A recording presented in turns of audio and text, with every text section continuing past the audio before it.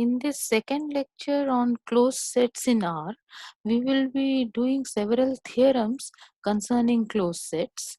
So without wasting time, let us begin with our results. The first result is something which you might be expecting, that if you have a limit point of a set, then any neighborhood of that limit point should contain infinitely many points of the set. This is because your condition was that any epsilon neighborhood should intersect the set at a point, and that uh, epsilon neighborhood's intersection means an intervals intersection. So you can expect that this result should be true, and which is what we will show as our first uh, result in this lecture. So what is it formally? That if S is a subset of R, then X is a limit point of S if and only if any neighborhood of X contains infinitely many points of S. The definition was that any neighborhood of X should contain at least one point of S other than X. So you are just observing that it, in fact, any neighborhood of X would contain infinitely many points of S. So let us try to prove it. Again, this is a necessary and sufficient condition. So you have to prove both ways. First of all, let us assume that the condition given is true, that any neighborhood of X contains infinitely many points of S. Then we have to show that X is a limit point. Now that is obviously clear, because if any neighborhood of X contains infinitely many points of S, then any deleted neighborhood of X contains infinitely many points of S, because deleted neighborhood means that you are just leaving out X from the neighborhood. So since it contains infinitely many points of S, it will contain a point of S. So this part is quite easy to see. Therefore, if the given condition is true, that any neighborhood of X contains infinitely many points of S, then obviously X will be a limit point of S. We have to prove the converse, which would be take a little bit more time. So let us take any epsilon greater than 0, and suppose that that epsilon neighborhood intersects S in a finite set. That is, suppose that the given condition that any neighborhood of X contains infinitely many points of S is not true. So let us just see. Here we have said that we want to say that this particular property is not true. That means what? That means that you should actually get a neighborhood, random neighborhood, not necessarily an epsilon neighborhood. So you should be able to get a n subset of R, which is a neighborhood of X, whose intersection with S is in only finitely many points. Suppose you have such a capital N, then that is actually a neighborhood of X, means that there is an epsilon greater than 0, so that X minus epsilon to X plus epsilon, this open interval, will be a subset of N. So if N intersects S infinitely many points, then obviously any subset of N will also intersect S in finitely many points. Therefore, without loss of generality, we don't talk about arbitrary neighborhoods, but say that suppose that we can find an epsilon neighborhood of X whose intersection with S is a finite set, that is, it intersects S in only finitely many points. So then what you do is you look at the deleted neighborhood of X and its intersection with S. So instead of writing deleted neighborhood intersection S, we can also write it as open interval X minus epsilon to X plus epsilon intersection S minus X. Both are the same sets. So if this set is a finite set, this is a subset of this, because here you are only, what you're doing is you're looking at this set and leaving out X from it. So it becomes a subset. So if the original set is finite, then any subset of that will be finite. So this is also true. that this intersection is a finite set. So what do you get is, since it is a finite set, it could be empty or it could be non-empty. So if it is empty, then X cannot be a limit point. So that is our observation. See, what we are trying to prove is that we have proved already that if this condition holds, then X belongs to S prime. Now we are trying to prove that if X belongs to S prime, then this condition holds. So suppose I call this statement P and this statement Q, then I have to prove if P, then Q. So instead of that, what we are doing is we are proving that if not Q, then not P. So if this does not hold, then this will not hold. This is said to be proving a contrapositive statement. And the given statement was you have to prove if P, then Q. Instead of that, you are proving if not Q, then not P. So we have done this type of thing before also. So that is what we are doing, that this particular condition, if it does not hold, which we have assumed here, then we will show that X is not a limit point of S. So again go back. So we have got till this point that we have if this condition does not hold, then we have got that means we have an epsilon greater than 0, so that the deleted epsilon neighborhood of X will intersect S in a finite set. So there are two possibilities. A finite set can be empty or non-empty. But if it is empty, then clearly by our definition of a limit point, X cannot be a limit point of the set. So this part is okay if the intersection is empty. So what is left is that the intersection is a finite non-empty set. So suppose it is equal to x1, x2, etc. xn. So you have this, I have not drawn a picture here because now I want you to imagine these things in your mind. That is necessary to understand sophisticated mathematics. We can always draw pictures, but it is better to sometimes try to think by drawing your pictures mentally. You have to imagine. So let us try to imagine this. What are we doing? We are saying that we had this open interval x minus epsilon to x plus epsilon, or that is a open line segment on the real line, and suppose its intersection with S is equal to x1, x2, etc. xn. So you're looking at the deleted neighborhood, so x is not there. Everything else, so you have only these many finite points which are the intersection. Okay, so that means what? X is not here. So X has a positive distance from each of these. So you have this open line segment x minus epsilon to x plus epsilon, and there are certain number of points x1, x2, etc. xn in that line segment, and everything else is not in the intersection, right? So if you do take the distances of X from x1, x2, xn, that will be finitely many numbers, positive numbers, because X is not equal to any of these, and you also include epsilon there. So there are n plus 1 positive numbers here. So if you look at the minimum of that, that is a positive number. So you will be able to get a positive delta which is less than this minimum. So what is happening is that you are getting a, so you had X sitting somewhere. This was open line segment x minus epsilon to x plus epsilon, and its intersection with S minus X was finite number of points in that line segment. So X is also somewhere there. That is a different point from these things. And you are now looking at delta, which is less than the minimum of all this. So if you look at X minus delta to X plus delta, that will first of all be a subset of X minus epsilon to X plus epsilon, and it will not contain any of the x1, x2, xn. Because if you look at open interval x minus delta to x plus delta, any point in that open interval in that delta neighborhood of x has to be at a distance at most delta, and the distance between x and any xj is greater than delta.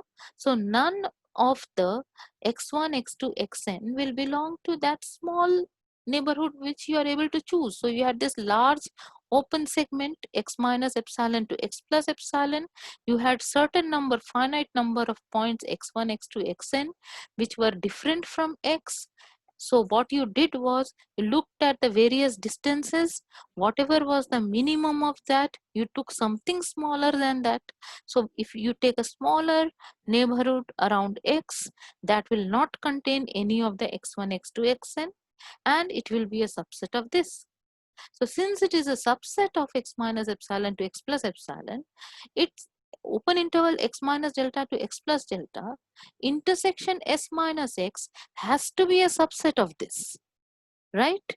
But this intersection is equal to exactly x1, x2, xn, and those endpoints are not there. We have excluded them. We have chosen delta small enough so that x1, x2, xn do not belong to this open interval. So therefore, this open intervals intersection, x minus delta to x plus delta's intersection with s minus x is bound to be empty, because if it was intersecting somewhere, it had to be a subset of that, and these points we have excluded by choosing suitable delta. So what have we done?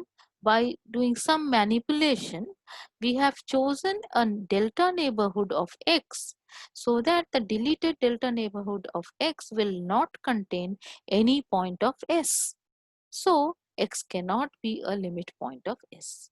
Therefore, what have you shown?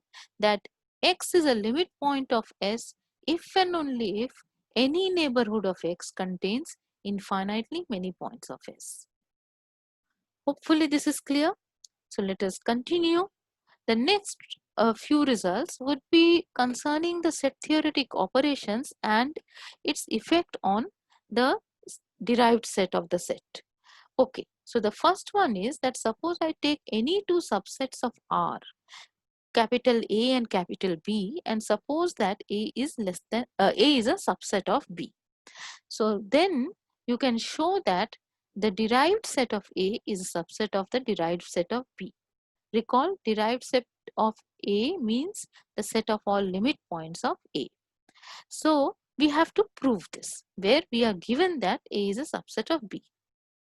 Okay, so in any such set theoretic argument, what you do is first you see the trivial case. So if A prime is empty, then since empty set is a subset of any set, so obviously A prime is a subset of B prime.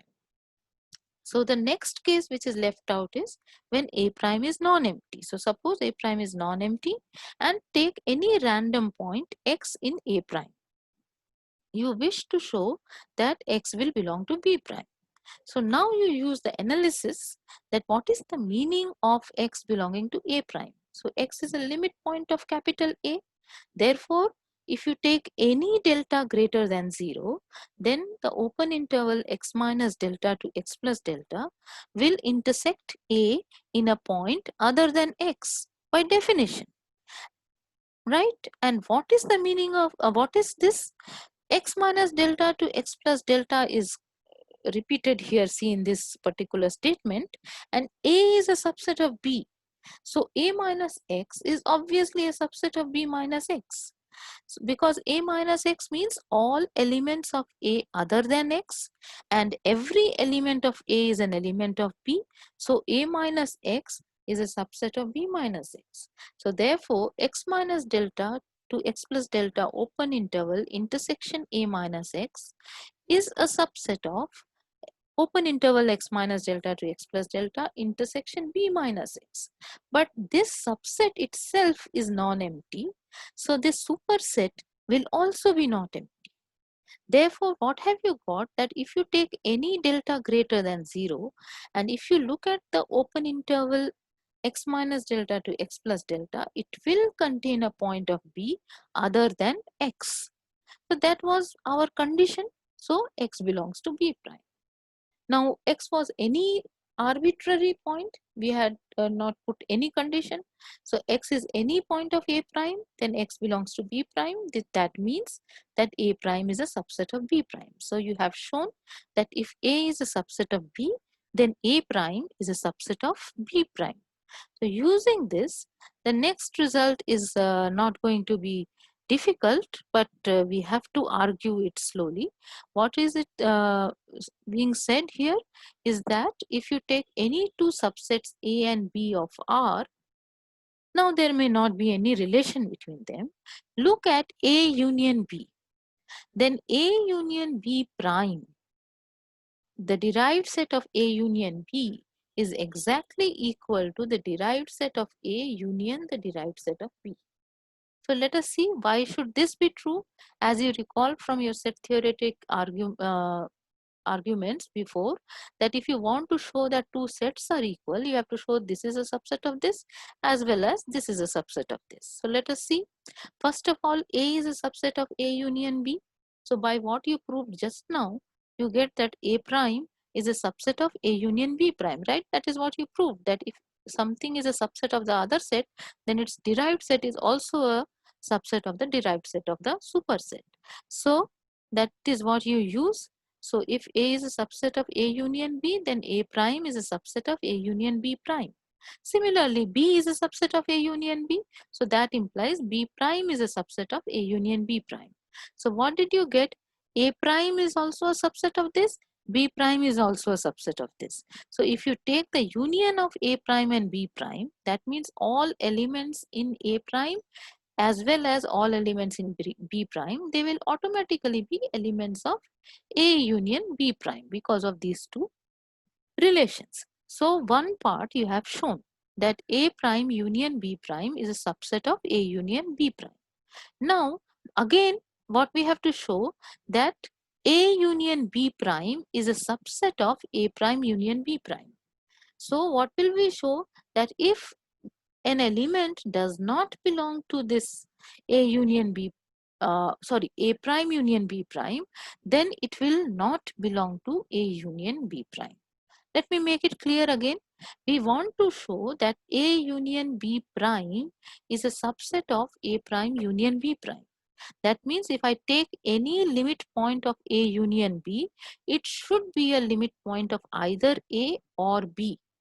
So we will actually prove that if any point is not a limit point of A as well as B, right? If A is not a limit point of A and B, then it cannot be a limit point of A union B. So if something is a limit point of A union B, then it has to be a limit point of A or a limit point of B. I hope it is clear. I want to show that if a point is a limit point of A union B, then it should be a limit point of either A or B, right? So we will prove instead that if I take a point which is neither a limit point of A nor a limit point of B, then it cannot be a limit point of A union B. So again contrapositive. So that will imply that anything which is a limit point of A union B will have to be a limit point of A or limit point of B. Because if it was not a limit point of A or limit point of B, then it could not have been a limit point of A union B. I hope I am clear. If you have any issues, you can always ask questions. So let us see. That is what I'm trying to prove here. So how am I going to do that? I have taken a point which is not a limit point of A as well as B. So it is not in the union, means it is not in A prime and it is not in B prime. So that means it is not a limit point of A and it is not a limit point of B. So you will be able to get a delta 1 neighborhood, say, of X, which will not contain any point of A other than X, and you will be able to get a delta 2 neighborhood of X, which will not contain any point of B other than X, because it is not a limit point of A as well as B. So you have got a delta 1 neighborhood which will intersect A minus X in an empty set. Similarly, you have got a delta 2 neighborhood which is disjoint from b minus x. So if you take a neighborhood of x which is contained in this neighborhood as well as this neighborhood, then automatically it will not intersect this and this, right? So that is what you are doing. So you want a neighborhood which is sitting inside this particular open interval as well as this open interval. So how will you do that? You take delta to be the minimum of delta 1 and delta 2. This you have done many times. So delta is a positive number, and if you look at the delta neighborhood of x, that is a subset of this delta 1 neighborhood of x, and it is also a subset of the delta 2 neighborhood of x. So since this was empty set, any subset is going to be an empty set. So you are getting a x minus delta to x plus delta open interval. Its intersection with a minus x is empty, and similarly x minus delta x plus delta open interval, its intersection with b minus x is also empty. So you had two. When you started, when you said that x is not in a prime and x is not in b prime, then a priori, that is from the start, you could not have assumed that there will be a say there will be one neighborhood which will not intersect a minus x and b minus x. So by definition you could not have assumed that. That means a priori you could not have assumed that. So you took two different numbers. But then you notice that this just means that if I take something smaller, some subset of this, then that will also not intersect. So that you do. This is a very simple trick which you have been using many times.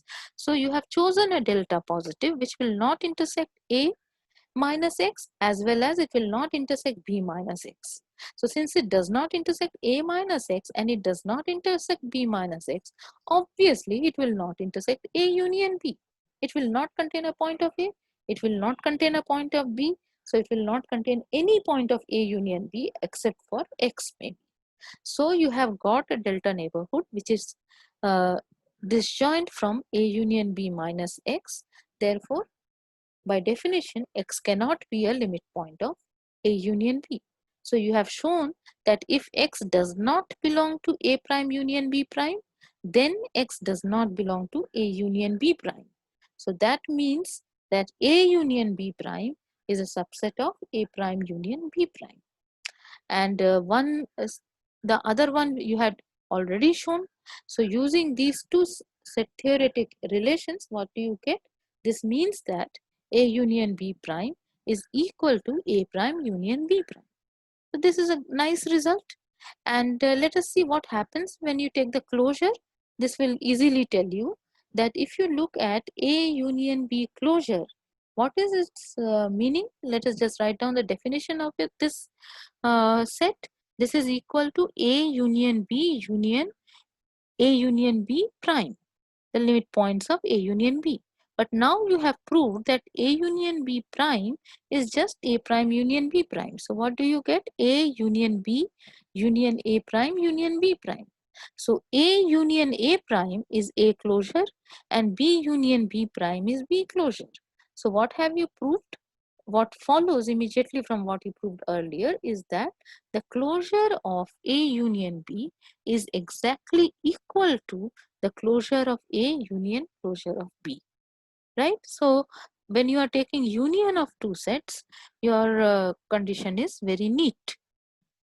For the intersection, you will not get equality, but what you will get is a subset relation. That is, if you take any two sets A and B, subsets of R, then if you look at A intersection B, then the derived set of A intersection B is going to be a subset of the derived set of A intersection the derived set of B.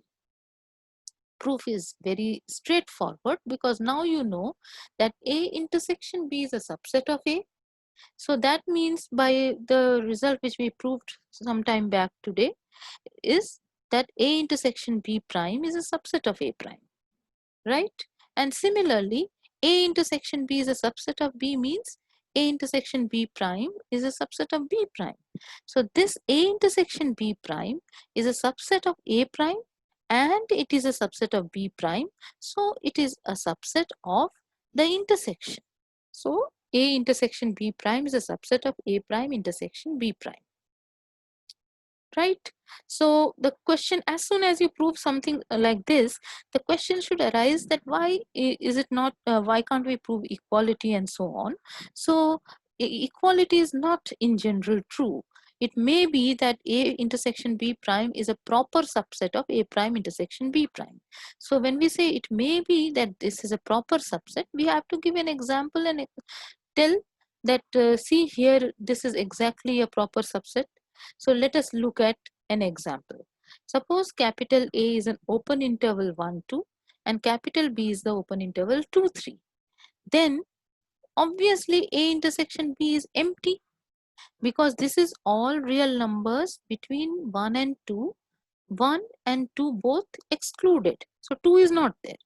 And what is capital B? It is all real numbers strictly greater than 2 and strictly less than 3. So again, uh, 2 is not here, and here all the numbers are less than 2, here all the numbers are greater than 2. So A intersection B is clearly empty. So A intersection B is empty means A intersection B prime is also empty. We had discussed this. So very good. So this is an empty set. Now what is A prime? The derived set of A we saw in the last lecture is closed interval 1 2. And again the derived set of B is the closed interval 2 3. Right? So what is the intersection of closed interval 1 2 and closed interval 2 3? Now they have a point in common, which is exactly 2. So this is A prime intersection B prime is 2, whereas A intersection B prime is empty. So you may get a proper subset relation here.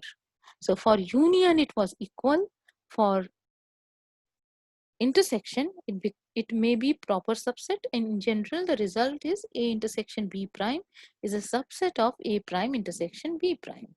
And as before, we will make the corresponding relation between the closures. So look at A intersection B closure. So what is that? By definition, that is equal to A intersection B union A intersection B prime. Now, by what we saw just now, this is a subset of, you're just repeating A intersection B union A prime intersection B prime, because A intersection B prime is a subset of this, right? So this much is okay. Now what you do is you use distributive law, that your union is distributive over intersection.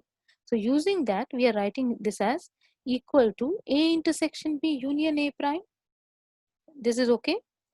Intersection, there is an intersection here. A intersection B. So A intersection B, you are taking it as one set, right? So this set union this intersection this. So that will be this set union this, right? Intersection this set union B prime. The next one. This is okay. So this is by the distributivity of union over intersection, you get this result. Now what you do is you use a simple trick. A intersection B is a subset of A. So you just replace that by A, you get a superset here.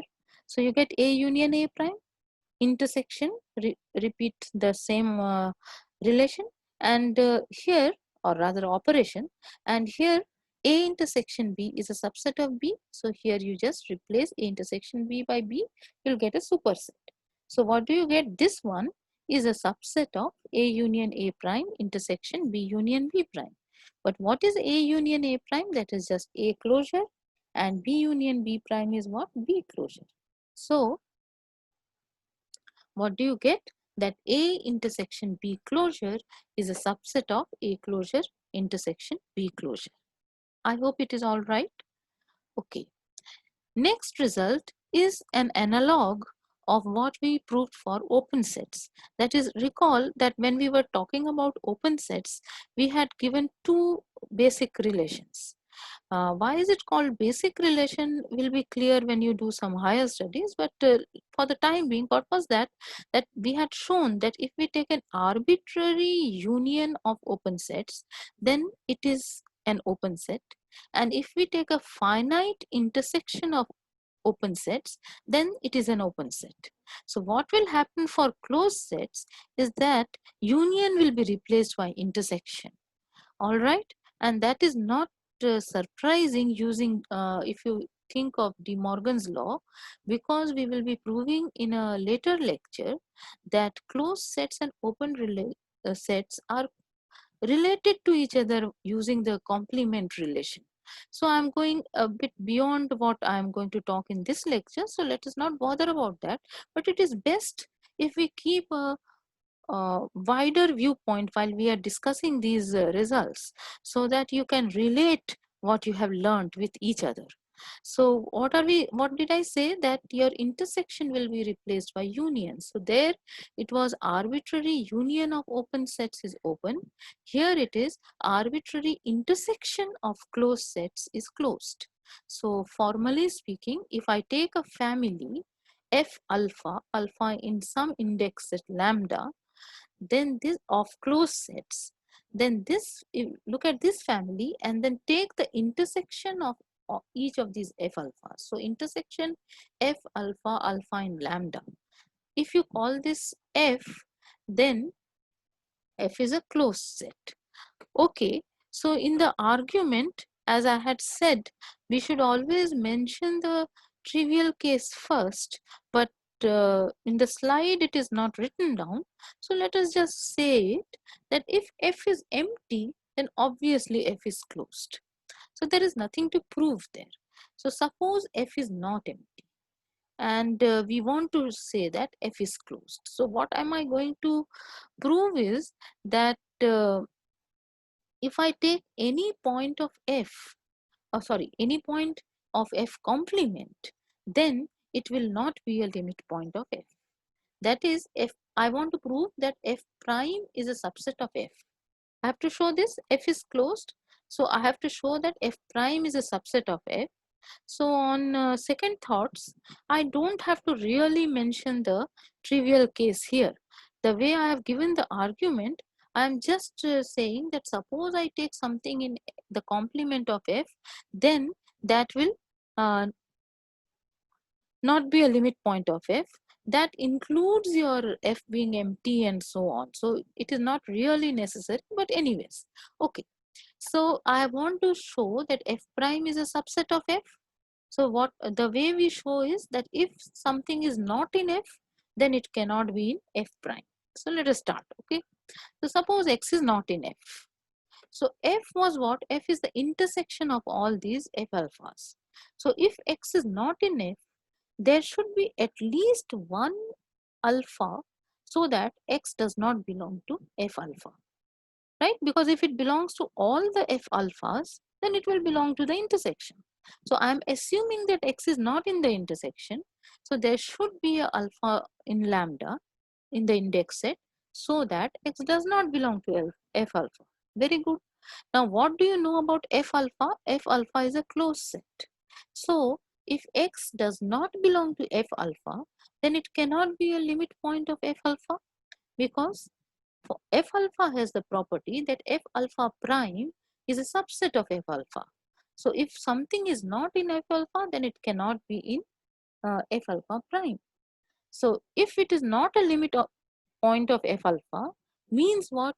Means there is at least one delta neighborhood so that its intersection with f alpha minus x is empty, right? That was our definition. But since x does not belong to f alpha minus singleton x is the same as f alpha. Let me just explain this a little bit further. F alpha is a set. F alpha minus singleton x means all elements of f alpha except x. But if x does not belong to f alpha, then f alpha minus x means all elements of f alpha, because nothing is equal to x. So therefore, instead of writing f alpha minus x, I'm just writing f alpha here. That is not a problem. So we are saying that since x is not a limit point of f alpha, we will get a delta neighborhood of x whose intersection with f alpha will be empty. Now, what do you know about this intersection? F is a subset of f alpha. So the delta neighborhood of x intersection f is going to be a subset of the delta neighborhood of x intersection f alpha, but this is empty set, so this is automatically an empty set. So x minus delta, x plus delta open interval intersection f is empty, right? So that means what? That means x cannot be a limit point of f. So if you take any point which is not in f, it cannot be in f prime. That proves that f prime is a subset of f. Therefore, f is closed. I hope this is clear. Next, using the same philosophy, what we do is we look at the union. So for union, as I said, that if you look at finite union of closed sets, then it will be a closed set. So again, we do the same type of argument as we did in the previous theorem, that suppose x is not a point of the union, then it cannot be a limit point of the union. Okay, so what we have given some names. So F1, F2, Fn are closed sets in R, and I am taking capital F to be equal to F1 union F2 union etc. union Fn. And I am trying to prove that F is closed. For that, I am assuming that X is not in F. I want to show that X is not a limit point of F. First of all, X is not in F means X is not in this union. So it is not in the union means it cannot belong to any of these F1, F2, Fn. Because union means you take all elements of F1 and take all elements of F2, etc. Take all elements of Fn and take the set containing all of them. So you have to take all the elements of F1, F2, etc. Fn. So if something is not in the union, it cannot belong to any of the part. Therefore, X does not belong to Fj for any j from 1 to n. Now, what were F1, F2, Fn? They were closed sets. So, if X does not belong to Fj, it implies that X cannot be a limit point of Fj. So, since X cannot be a limit point of Fj, I should be able to get a delta j, I am calling it, neighborhood of X, which will not intersect Fj. Again, by the same reason, right? X is not in Fj, so Fj minus singleton X is the same as Fj. So for each of these j's from 1 to n, I will be able to get delta j. So I will get delta 1 greater than 0, delta 2 greater than 0, etc. delta n greater than 0. So that for every j, this delta j neighborhood of X will intersect Fj in empty set. That is, it will be disjoint from Fj.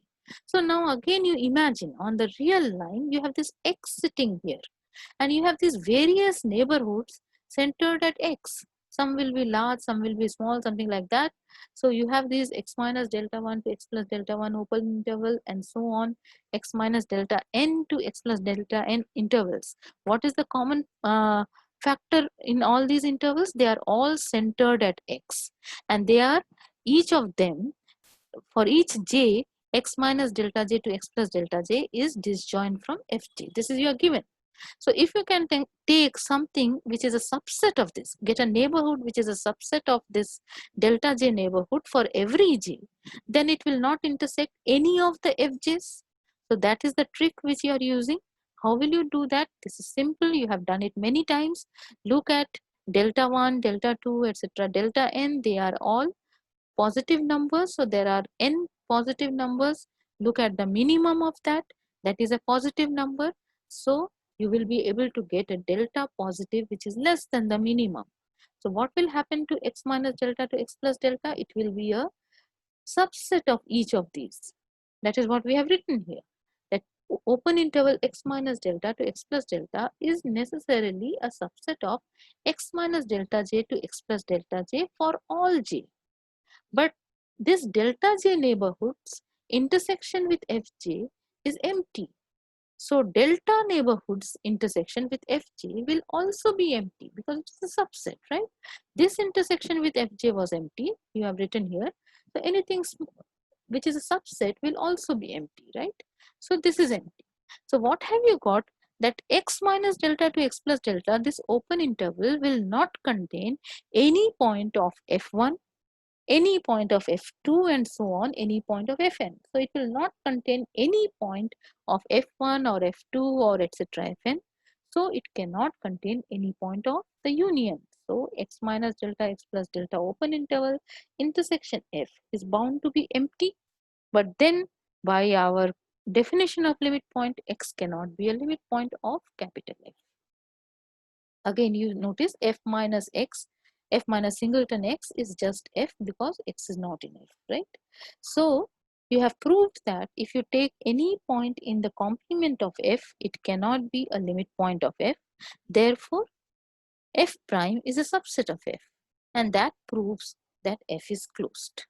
So you have proved that finite union of closed sets is closed. So again, same type of question arises. What happens if we take arbitrary unions? So as we did in the case of arbitrary intersection of open sets, we will see that arbitrary union of closed sets may be closed or may not be closed. So let us see. I have called AX. So my index set here is the set of rational numbers. Okay, so this is the first time I'm giving you an index set which is different from n or z, from the set of positive integers or the set of integers. So your labeling is by the set of rational numbers. So let AX be is equal to singleton X, or maybe I did this labeling once before, long time back when we talked about open intervals with rational endpoints. But anyway, let you understand now what I'm trying to do. So AX is just the singleton X for all X. Then what can you say about AX? AX is closed because finite non-empty sets are closed, we have seen in the previous lecture. So if you take the union of all of these AX, what happens? Each of these AX was closed. But if you take the union of AX, obviously you will get the set of rational numbers. Because for every rational number, you are looking at the singleton X. So if you take the union, you get all the rational numbers. But you have seen that the set of rational numbers is not closed. So you may have a union of closed sets, arbitrary union of closed sets, which is not closed. Okay, and you also may have an arbitrary union of closed sets which is closed. So you can now guess what is my example. You just look at singleton n, where n is a positive integer, for example, then and call that bn, suppose. Then each of these is closed again because we have seen that non-empty finite sets are closed. And what is the union? Union is the set of positive integers as before. All the positive integers are there. So each bn is a subset of n, and if you take any element in n, then that will be in one of the bn's, right? So it is clear. So if you take the union of all the bn's, you will get the set of positive integers, and we have seen that the set of positive integers is closed. Its derived set is empty, right? So what do you get? You get an arbitrary union of closed sets which is closed. So for arbitrary unions of closed sets, you can say nothing. Both the possibilities are there. It may be closed or it may not be closed. I hope it is okay. Next result is, again, if you just keep comparing with what you did for open sets, it will be useful for you. Okay, there what you had done was that you had shown that for any subset of R, the interior of the set is always an open set. Here what you are showing that for any subset of R, the derived set of A is a closed set. Okay, so let us try to prove this. So what do we have to show? We have to show that the derived set of A prime is a subset of A prime. So you have to show that A prime prime is a subset of A prime. So first of all, if A prime prime, that is the derived set of A prime, if it is empty, then automatically it is a subset of A prime. So therefore, A prime will be closed. Next case, you assume that A prime prime is not empty. In this case, again, we have to show that if I take any x in A prime prime, meaning x is a limit point of A prime, then it has to belong to A prime. That is what you want to show. So you have taken an x in a limit point of A prime. So what are we doing is, we are taking any delta greater than 0. Then look at open interval x minus delta x plus delta intersection a prime minus x. That is going to be non-empty because x is a limit point of a prime, so this is non-empty. So I will be able to get a point y in the intersection. So that is what we have said, that there exists a y in open interval x minus delta to x plus delta intersection a prime minus x. So what all does it mean? It means that y belongs to x minus delta to x plus delta, and y is not equal to x, and y is a limit point of a. So many things it means. Now I have, just to be clear, I have written down what is the meaning of this. Look at, so y belongs to x minus delta to x plus delta, and y is not in x. So y belongs to open interval x minus delta x plus delta minus x. That is, it belongs to the deleted delta neighborhood of x. But what is the deleted delta neighborhood? It is exactly equal to open interval x minus delta to x union open interval x to x plus delta. But open intervals are open sets. So therefore union of two open sets is open. So this is an open set, and y belongs to this open set.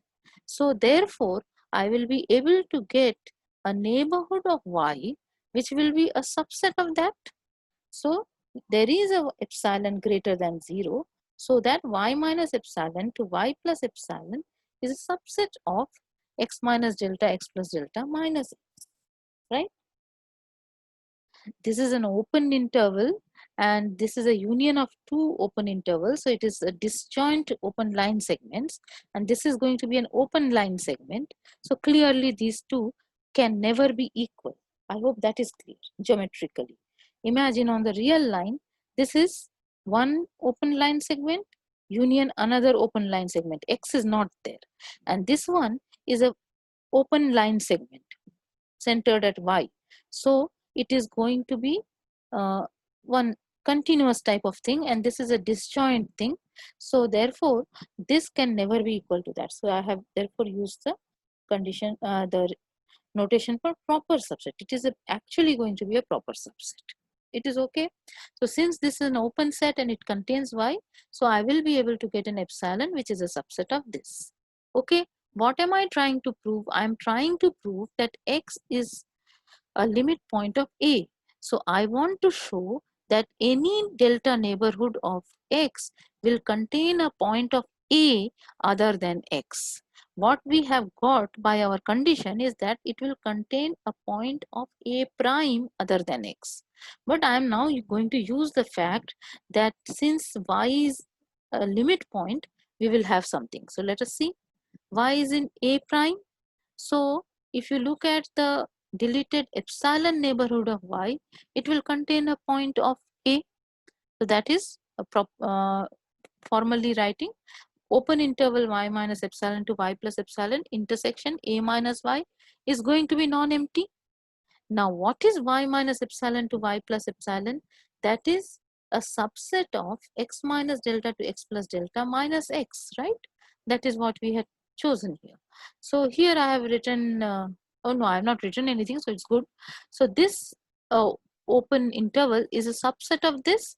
Therefore, since this is non-empty, superset will also be non-empty, correct? But what does this mean? This means that if you look at the deleted delta neighborhood of x, it will contain a point of a other than y. So it will contain a point of a other than x as well as y, right? If you take the deleted delta neighborhood of x, then it will contain a point of a which is different from y. So at least you will get a point which is different from both x and y. So it will be at least a point which is different from x. At least this much is true. So you get that this is non, correct? Or if you like, think of it in other ways, this is a subset of this. Therefore, since this is non-empty, this is non-empty. So what did you do? You started with a delta greater than 0, and you showed that if you look at the deleted delta neighborhood of x, it will contain a point of a other than x. So what have you shown? That x is a limit point of a, correct? And what was x? X was a limit point of a prime. So x was a limit point of a prime. From there you have shown that x is in a prime. Therefore, x was arbitrary. So you got that the derived set of a prime is a subset of a prime. So that is the definition of, at least the follow-up of the definition of closed sets. So a prime is a closed set, which is okay. We have argued this, that showing this much is sufficient to show that anything is closed. So what did you prove? This was a very important result, but and it was non-trivial in the sense that you needed to do some hard work in proving it. So if you take any subset of R, then its derived set is going to be automatically closed. Now what is the next result?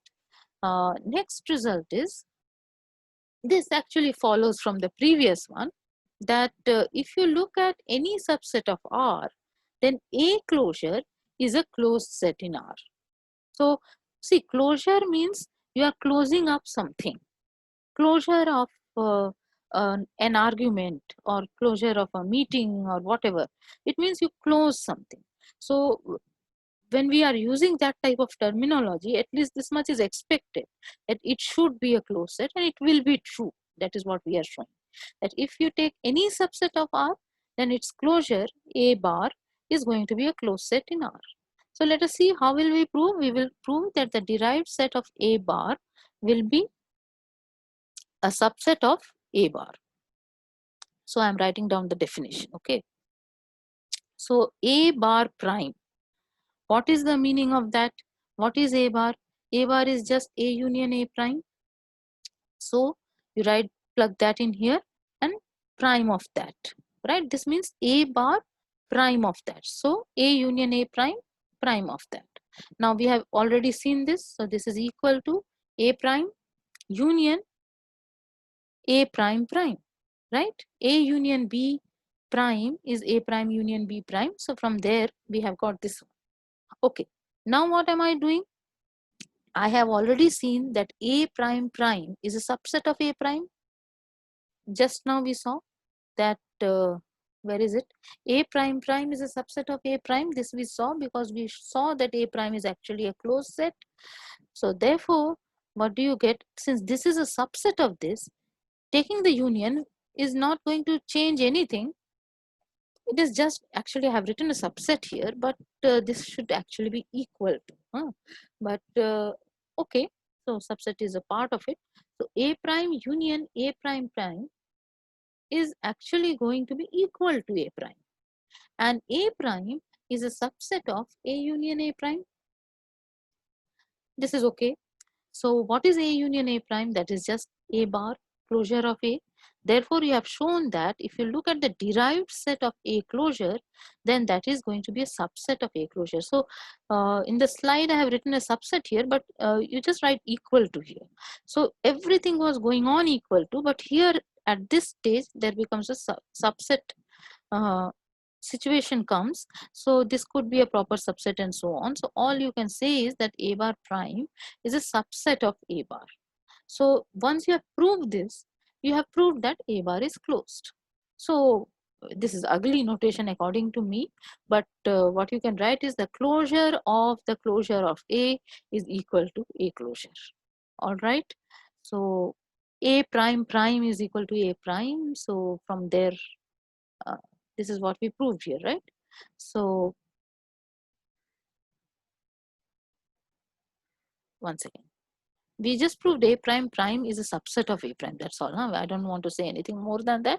But what you have, so you have proved that A prime is a closed set, and from there you also prove that A closure is a closed set. There is nothing difficult in this particular part. Except I don't like this notation, but anyway, we will just write it in English. A bar is closed whenever we require. Okay. So we do some simple results. These are actually exercises, but I have included them as propositions that will help you in understanding the material better. So what have I done? This first one is actually analogous to something which you proved in the open sets case also. What did you do?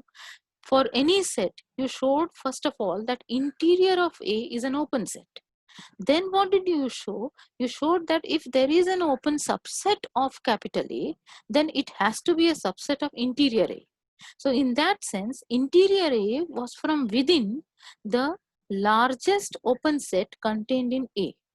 Now what I want to say is that if I look at A closure, then A is a subset of A closure we know, and A closure is closed also we know. We are trying to say that A closure is the smallest closed set containing A. So what does that mean? That means precisely this, that if I take any closed subset of R, which is a superset of A, then it has to be a superset of A bar also. So therefore, if you look at A bar contains A. So A bar is a closed set which contains A, and it is the smallest closed set which contains A. That is what we are trying to say. And the proof is just one line, as you can see, that since A is a subset of B, A prime is a subset of B prime. That is okay. And what do you know about B? B is closed. So B prime is a subset of B. Correct? So we have got that A prime is a subset of B. We already have A is a subset of B. So therefore A closure, which is equal to A union A prime, that is also a subset of B. So we have got this. It's okay, I think, that if you take any set A, then from within, so suppose your set is something like this. So from within, if you look at open sets, the largest you can get is the interior of A. And from outside, if you start enclosing your A in closed sets, then the smallest closed set which you will get, which contains A as a subset, will be A closure. So from outside, you are getting the smallest closed set is A closure. From within the set, you are getting that the largest open set contained in A is the interior of A. This is very, very useful, and when we do some more work on analysis later on, you will see how useful it is. Okay. Next one, which I was saying that is an exercise, is this particular proposition, but let us do it as a proposition here actually. So what is it saying? That suppose I take any set A of a subset of R. All right, and suppose G is any open set in R. And suppose that G is disjoint from A. Then G will not contain any limit point of A. Right? So if G does not intersect A, then it will not intersect the closure of A. That is what you're saying, provided G is open. So if G is an open set, and if G intersection A is empty, then G intersection A prime is also going to be empty. That is all you have to show. So proof is not difficult. Let us see. I think you can do it on your own, but I have done it. If possible, suppose that this is not true. Proof by contradiction. So if this is not true, that means G intersection A prime should have a point. So suppose X belongs to G intersection A prime. Just think about it. What does this mean? G is a neighborhood of X, right? And X is a limit point of A. So every neighborhood of X should intersect A in a point other than X, but that is not true. That is all you are trying to say. So rigorously, this is what is happening, that since X belongs to G as well as A prime, first of all, you will be able to get a delta greater than 0, so that the delta neighborhood of X is a subset of G because G is open, and also X is a limit point of A. So open interval X minus delta to X plus delta will intersect A at a point other than X. So if I call that point Y, then look at what is happening to Y. Y is this in this delta neighborhood of X, so Y is a point of G. Again, Y is a point of A other than X, so Y is a point of A, that means Y belongs to G intersection A. So this is a contradiction because you assumed that A intersection G is empty. So if you have an open set and if it does not intersect the set, then it cannot contain any limit point of the set. So if it doesn't, if an open set does not intersect a set, then it will not intersect its closure. This is also crucial actually, even though it is an exercise given as an exercise in the books you will see, but this is a very useful result. Okay, so I hope I have been clear to you, and in the last lecture in this particular series on open sets and closed sets, what we will do is we will relate them. That is why I have been continuously asking you to see the analogous results in open sets when we are talking about closed sets. So you in the next lecture, I will be talking about how open sets and closed sets are related and some other important results also. So let us stop here.